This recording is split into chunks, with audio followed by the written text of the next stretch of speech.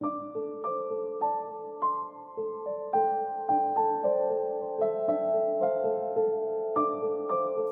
you ever wonder how much of you has materialized?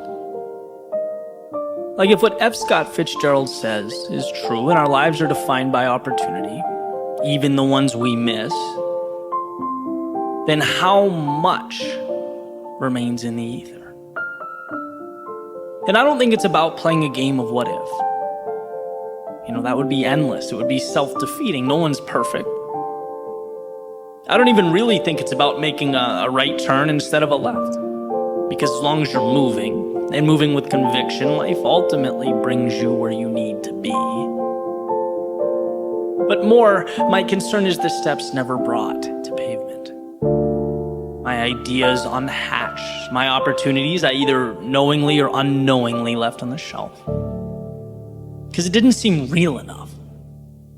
Like a Broadway play between my ears that as a spectator I knew would end. After all, that's what stories do.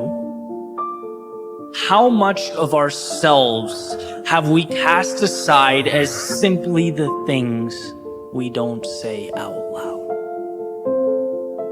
At first, it's infinite. We've yet to be taught to limit because limits aren't things, they're ideas, and ideas must be adopted. That's why they say some of life's best things were done by people too ignorant to know they were impossible, too naive of the notion that they couldn't say them out loud. Then it's comparison. They have what I want, but it was meant for them and not me. How delusional to think I could have it. How crazy to think that life has yet to be written, and I am an author. My date is with normalcy in the box where I keep those things we don't say out loud, and then we look around and we see highlight reels, we see awards and vacations and smiles, but we don't stop to think maybe they're just like me. Maybe they're people who struggle and question themselves and doubt the road ahead. No, it must be the paths diverged. They took happiness and I took those things we don't say out loud. And then there's everyday life when things don't go as planned, when the world presents curveballs and you haven't learned to hit off speed, so you feel small and you feel inadequate and ill-equipped, and you could reach out, but that's not cool, that's not right. That's something that you don't say out loud, but we keep it in, like all in, and eventually it becomes the if-onlys and I wish I hads. It's the quiet envy gazing longingly towards those who just cared less, who realize maybe life's not as serious as we make it out to be, who turn thoughts to things, not by burying, but by embodying them. And maybe that's the trick. To unlock the gate, keeping your perceived reality from the possibility of a new one. The one you could create if only you promoted your fleeting thoughts to forward progress. See, dreams can fail to come to fruition in two places, in your head and outside of it. But at least outside it has a chance. At least outside, you can take the common, normal, everyday background and make it the backdrop to your movie, where you play a lead role. But it must be accepted and acknowledged, not thought of or even whispered, but screamed, so that the details and the trivialities that exist now work for you. That's right, they are now yours.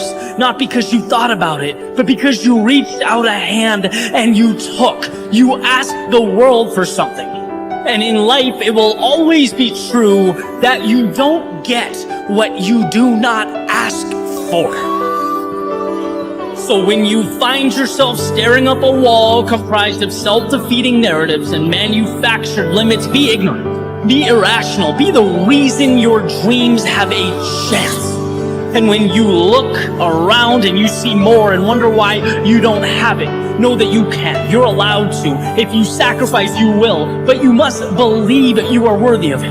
Not in the back of your head where you keep your locker combo and movie quotes, but in reality, where words bounce off lips.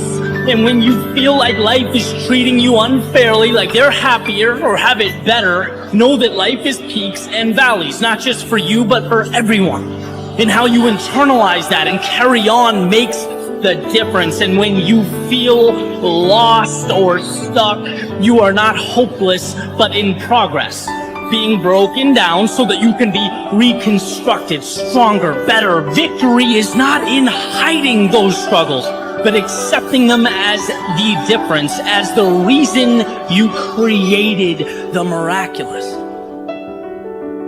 Not because you had dreams, because you said them aloud.